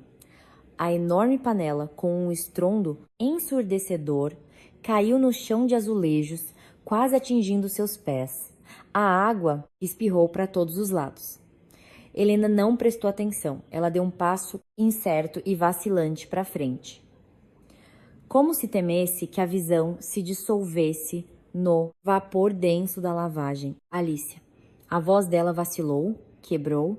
A mulher tirou as luvas molhadas das mãos e jogando-as no chão. Minha filha. Alicia não aguentou mais ficar em pé.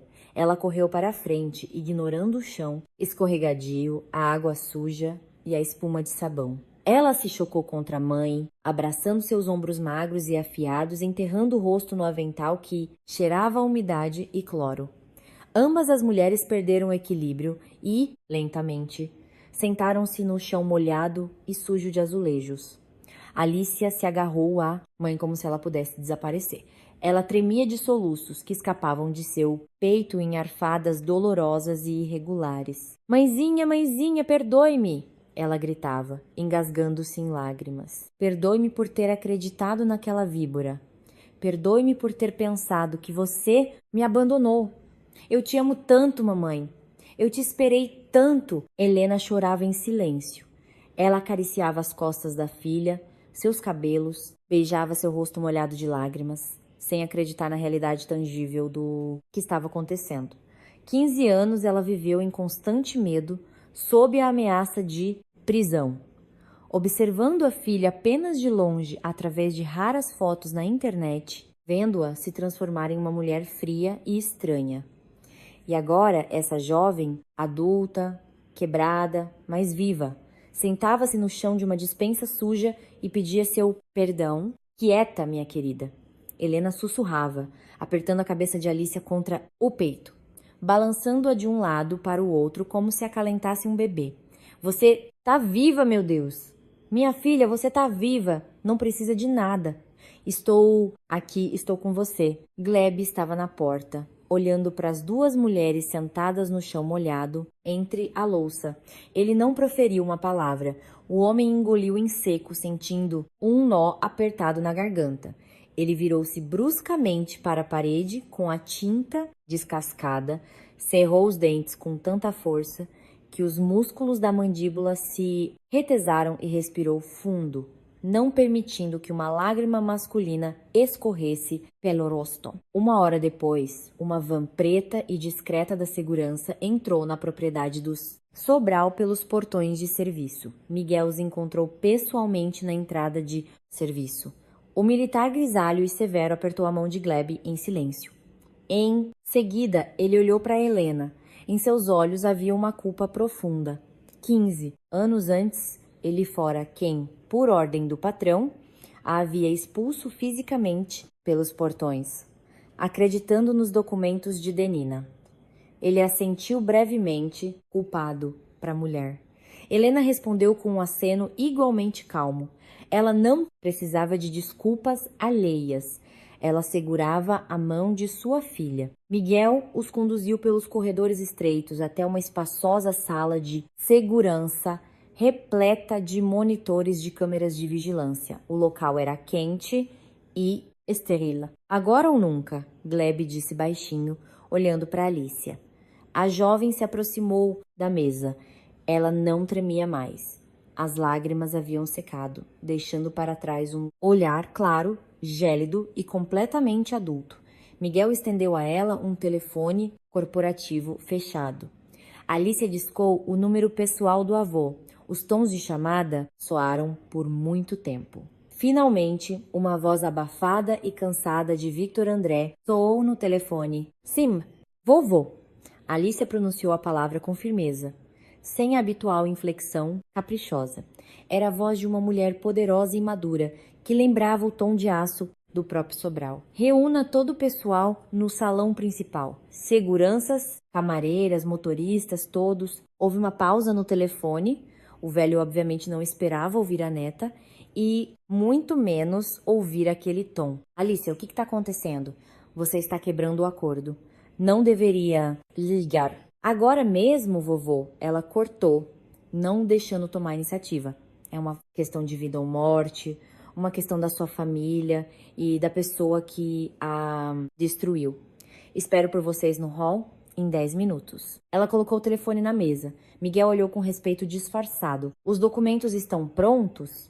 Alicia perguntou a ele. Inseridos no sistema, vou exibi-los no painel principal ao seu sinal, confirmou o chefe de segurança. O enorme salão de mármore da mansão do Sobral, adornado com um lustre de cristal e espelhos antigos, geralmente ficava vazio. mas agora estava lotado. Cerca de 30 funcionários formavam um semicírculo irregular, cochichando e trocando olhares apreensivos. Camareiras de uniforme, motoristas, jardineiros. Ninguém entendia o motivo da reunião urgente no meio do dia. No centro daquele semicírculo estava Victor André. Ele se apoiava em sua bengala de prata com as duas mãos, seu rosto severo, cinza de cansaço e tensão, contida. À sua direita, meio passo atrás, estava Denina. Ela usava um cardigan, bege macio e caro, seus cabelos grisalhos estavam perfeitamente arrumados. Ela estava com a postura ereta, o queixo ligeiramente erguido, um sorriso contido e condescendente brincando em seus lábios. Nina estava confiante em seu triunfo. Ela não duvidava que Alice havia se quebrado na vila e agora rastejaria de joelhos, implorando perdão ao avô. E então ela, Nina, intercederia generosamente pela jovem, mostrando sua bondade. E o avô, cansado de problemas, finalmente entregaria todos os assuntos à sua fiel governanta. As maciças portas duplas de carvalho, que davam para o salão a partir do corredor lateral, abriram-se lentamente. O burburinho de vozes cessou instantaneamente. Primeiro, Gleb entrou no salão de mármore claro, seus sapatos batendo ruidosamente na pedra.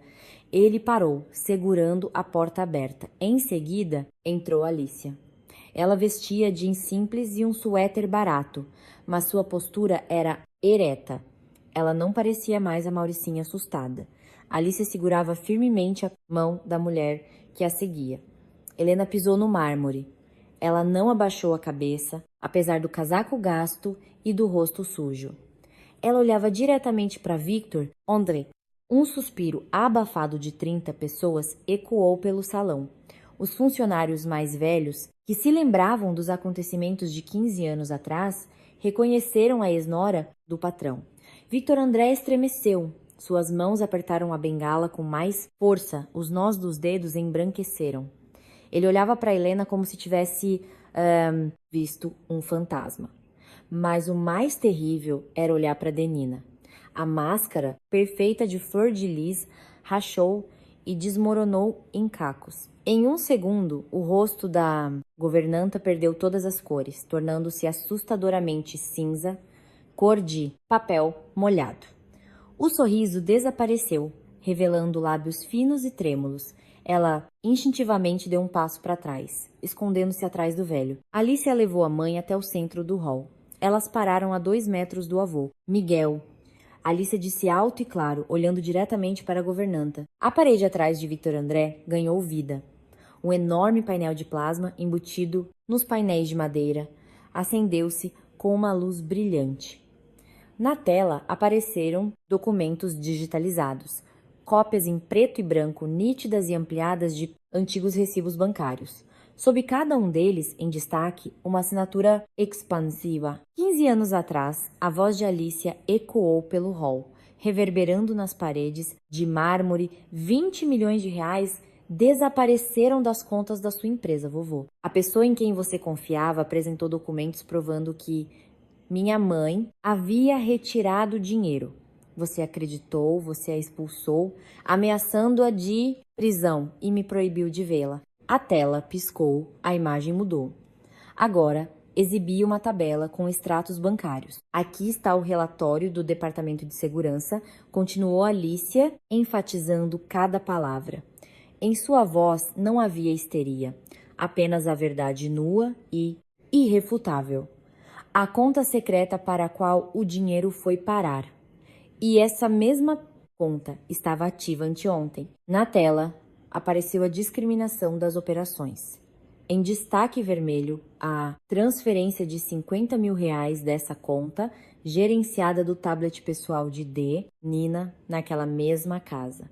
O dinheiro foi transferido para alcoólatras locais na Vila de Tever.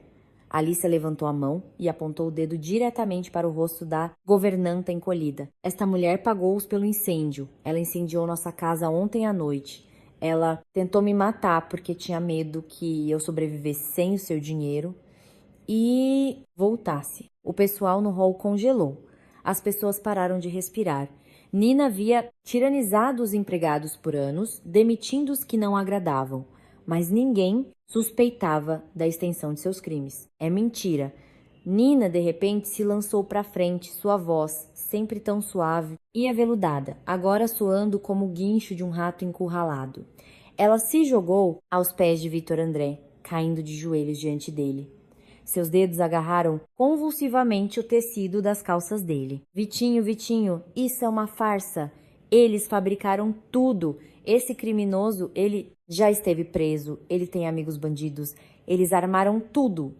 Eu dediquei minha vida a vocês. Eu lavei suas meias. Eu cuidei da casa. Como você pode acreditar neles? Victor André não olhava para as telas. Ele não precisava de extratos. Bastava-lhe olhar para o rosto de Denina para ver o medo animal e descarado da ladra desmascarada. O velho, lenta e visivelmente enojado, afastou a perna, arrancando o tecido da calça dos dedos da mulher que rastejava pelo mármore. Ele levantou os olhos para Helena. Victor André não olhava para o seu rosto envelhecido. Ele olhava para suas mãos, que ela não escondia nos bolsos. Mãos vermelhas, ásperas, com as articulações inchadas de artrite, cobertas por pequenas queimaduras químicas de detergentes baratos. As mãos de uma mulher que, por 15 anos, lavou panelas alheias para não ser presa por uma falsa acusação. Por 15 anos, ele viveu na casa com a assassina de sua família, recebendo dela chás calmantes. O peito do velho subia e descia pesadamente. Ele estava sem ar. Você, a voz de Sobral soou baixa, mas naquele silêncio havia tanta raiva acumulada que as camareiras nas últimas filas estremeceram. Ele bateu a ponta da bengala no mármore. O som ecoou como um tiro. Você me roubou não o dinheiro é pó. Ele deu um passo em direção a Nina, que estava deitada no chão. Você me roubou um filho? O velho mal conseguia pronunciar as palavras. Seu rosto estava coberto de manchas vermelhas. Meu menino morreu na estrada porque estava correndo para casa para resolver esse escândalo. Você tirou minha família. Você me obrigou a odiar uma mulher inocente por 15 anos. Você transformou minha neta em uma órfã, mesmo com a mãe viva. Nina chorou em voz alta, espalhando lágrimas e pó pelo rosto, tentando novamente agarrar os pés dele. Victor André, piedade.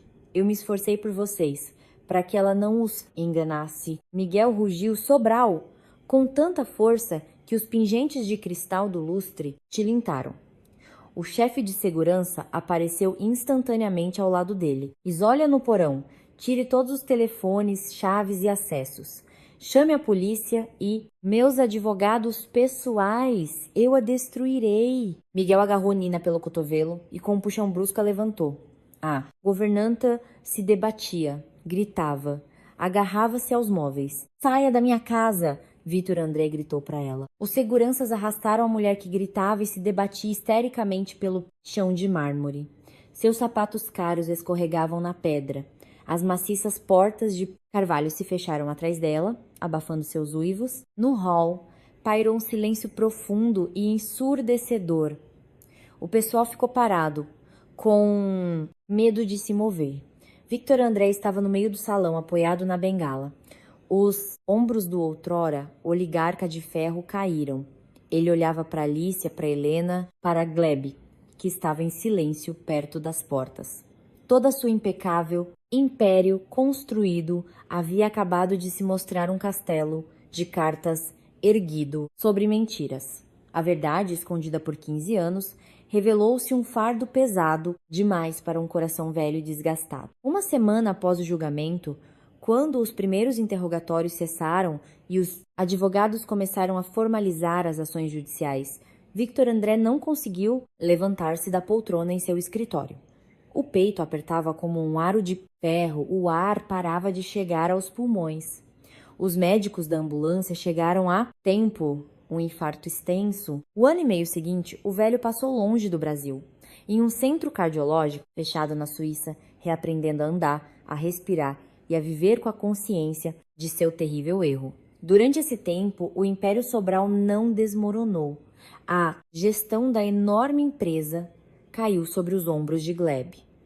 Um homem com um passado de prisão, acostumado a uma disciplina rígida e responsável por cada palavra sua, revelou-se um brilhante gestor de crise. Ele expulsou os ladrões da empresa, estabeleceu novas cadeias logísticas e trabalhou 16 horas por dia.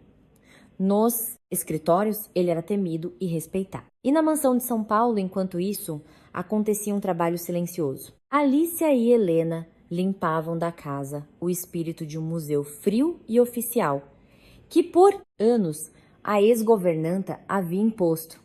Elas trocavam as cortinas pesadas por tecidos leves, enchiam os quartos com plantas vivas e aprendiam a ser mãe e filha, recuperando os anos roubados. Numa manhã de setembro, quando o ar já cheirava folhas caindo, um carro parou nos portões da mansão. Victor André voltou da clínica sem aviso prévio. Ele queria entrar em sua casa sem pressa ou recepções solenes. Com dificuldade, apoiando-se na bengala, o velho subiu os degraus. Ele se lembrava daquela casa fria, barulhenta, cheia de sorrisos falsos da servidão e dos ataques de histeria da neta.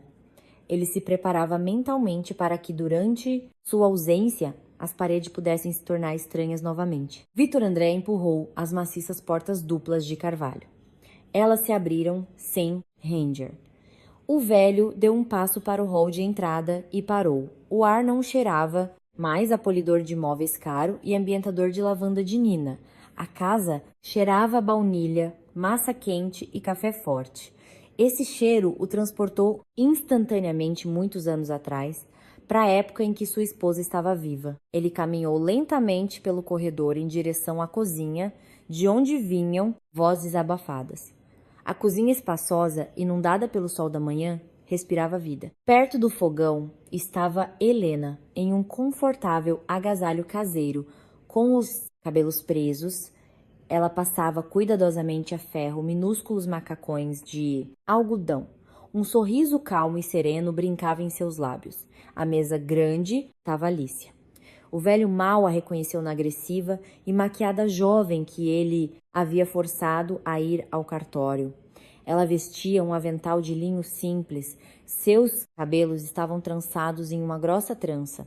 Ela segurava uma colher pequena e, rindo, tentava alimentar com mingau um bebê de 6 meses sentado em uma cadeira alta. O menino, com cachos escuros e espessos, fazia bolhas e agarrava os dedos da mãe. E na sala de estar adjacente, em uma pequena escada, o severo Gleb, vestindo uma camisa clara e elegante, mas com as mangas habitualmente arregaçadas até os cotovelos, pendurava cuidadosamente um grande quadro na parede, medindo cada milímetro. Era um antigo retrato profissionalmente restaurado do falecido filho de Victor André, pai de Alicia. O avô olhava para aquela pintura, para a família real, viva, reunida em cacos. Os dedos do velho se relaxaram. A bengala, com sua empunhadura de prata, caiu no chão de mármore com um baque abafado. Todos os três se viraram instantaneamente. Victor André tentou dar um passo à frente, mas suas pernas não o obedeceram. O oligarca de ferro, que destruía o destino de seus concorrentes, que nunca em sua vida havia mostrado fraqueza em público, sentou-se lentamente no chão, bem no corredor. Ele cobriu o rosto com as mãos secas e manchadas de pigmentos e chorou. Não eram lágrimas silenciosas. O velho soluçava em voz alta, estremecendo por todo o corpo, ofegante. De dentro dele saía a dor de anos pela perda do filho, a vergonha profunda diante da nora, a quem ele condenara à miséria, e a insuportável felicidade que lhe partia o peito por sua linhagem continuar. Alicia jogou a colher. Ela correu até o avô, ajoelhou-se no chão frio e o abraçou firmemente pelo pescoço, encostando a bochecha molhada em sua barba áspera. Gleb desceu da escada. Ele se aproximou do velho em silêncio, mas com muita firmeza. O pegou pelo cotovelo, ajudando-o a se levantar e a se apoiar na parede. O movimento de Gleb demonstrava um profundo respeito do homem forte pela velhice. Helena já estava ao lado dele. Ela estendeu a Vitor André um copo de água fresca. Em seus olhos não havia um pingo de censura pelos anos passados, apenas compreensão e perdão total. Gleb olhou para o velho com seu olhar calmo. Bem-vindo de volta, vovô, sua voz. Sou firme e confiante. Seu pedido foi cumprido. Para Denina, a justiça foi mais terrível que a cela da prisão. O processo criminal de peculato foi arquivado por prescrição. E a culpa pelo incêndio da padaria foi totalmente assumida pelos alcoólatras locais. Mas Vitor André não a deixou em paz. Uma equipe dos melhores advogados moveu uma série de ações civis contra a ex-governanta.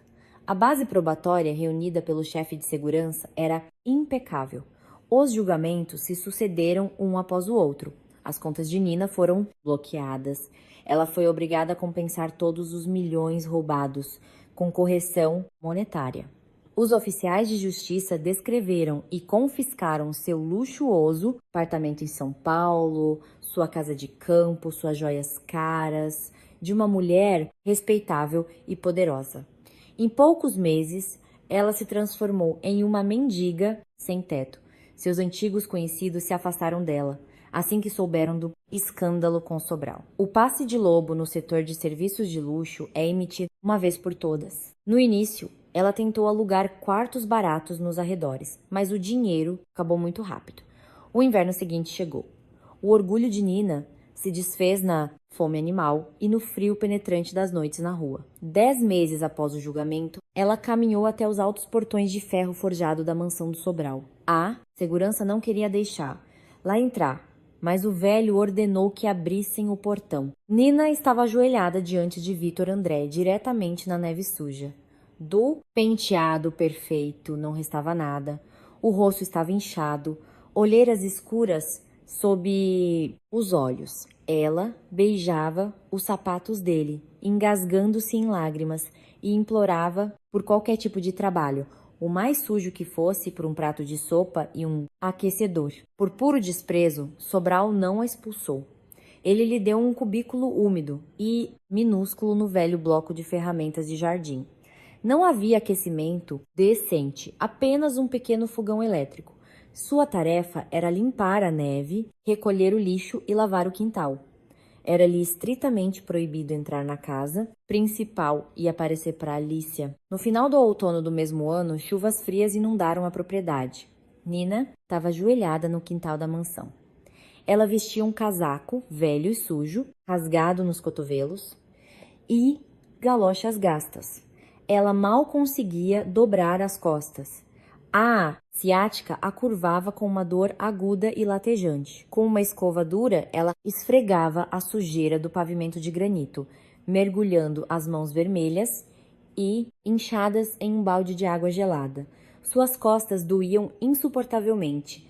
A água queimava seus dedos. Nina parou, apoiando-se pesadamente na escova. Lágrimas de humilhação e total desamparo escorreram por suas bochechas sujas. Ela se lembrou de como, há apenas 2 anos, andava por aquele quintal como a dona, dando ordens aos jardineiros. A porta de metal dos fundos rangeu. Nina estremeceu e instintivamente encolheu a cabeça nos ombros. Ela viu Helena descer os degraus. A ex-governanta fechou os olhos. Ela esperava que agora aquela mulher, de quem ela havia tirado 15 anos de maternidade, a espancasse, chutasse o balde de água gelada ou simplesmente dissesse palavras que a fariam querer sumir do mapa. Nina sabia que merecia isso. Helena se aproximou. Nina não ousou levantar os olhos, olhando apenas para as pontas de seus sapatos de casa. Um som suave se fez. Algo foi colocado no pavimento de granito, perto do balde. Helena se virou e, em silêncio, voltou para casa. A porta se fechou suavemente. Nina lentamente abriu os olhos e virou a cabeça. Sobre uma toalha limpa havia um prato fundo. Nele estavam 3 tortinhas grandes, quentes e douradas. Delas subia um vapor denso e adocicado, cheirando a maçãs e canela. Aquele mesmo cheiro que um dia havia enchido aquela casa de calor. Nenhum escárnio, nenhuma repreensão. Apenas uma misericórdia sincera e inatingível, da qual a própria Nina nunca fora capaz. Ela estendeu a mão, trêmula, vermelha de água gelada, e pegou uma tortinha quente. Mordeu. O sabor da massa fresca misturou-se com a amargura salgada de suas lágrimas. Nina sentou-se na calçada molhada, com o casaco rasgado, engasgava-se com aquela comida e chorava em voz alta. Naquele minuto, sua psique negra e invejosa se quebrou completamente. Ela sentiu fisicamente sua própria insignificância diante daquelas pessoas. Ela não perdeu para o avô nem para o dinheiro. Ela perdeu para a humanidade. Naquele mesmo dia, o crepúsculo se aproximava. Na ampla varanda aberta da mansão, lâmpadas suaves brilhavam. Victor André estava sentado em uma poltrona de vime. Parecia cansado, mas seu rosto havia se iluminado. A máscara cinzenta de anos desaparecera. O velho balançava o bisneto adormecido em seus joelhos, coberto por uma manta macia, com cuidado para não perturbar seu sono. Um pouco afastada, em uma cadeira de balanço, estava Helena, folheando as páginas de um livro antigo. Na varanda havia silêncio e paz. Alice estava perto da grade, olhando para o jardim que escurecia. Gleb se aproximou por trás, abraçou-a pela cintura e a puxou para si. Com um movimento familiar, ela jogou a cabeça para trás, encostando a nuca em seu ombro largo e confiável. O homem se inclinou e a beijou silenciosamente no topo da cabeça. Às vezes, o destino atinge em cheio. Às vezes, é preciso perder milhões falsos, sair da zona de conforto familiar e cair no fundo do poço, passar pelo frio congelante, pela fome e pela traição daqueles que se consideravam amigos. Tudo isso é necessário apenas para uma coisa: para que um dia um homem severo simplesmente a proteja com suas costas e mostre onde está o verdadeiro ouro.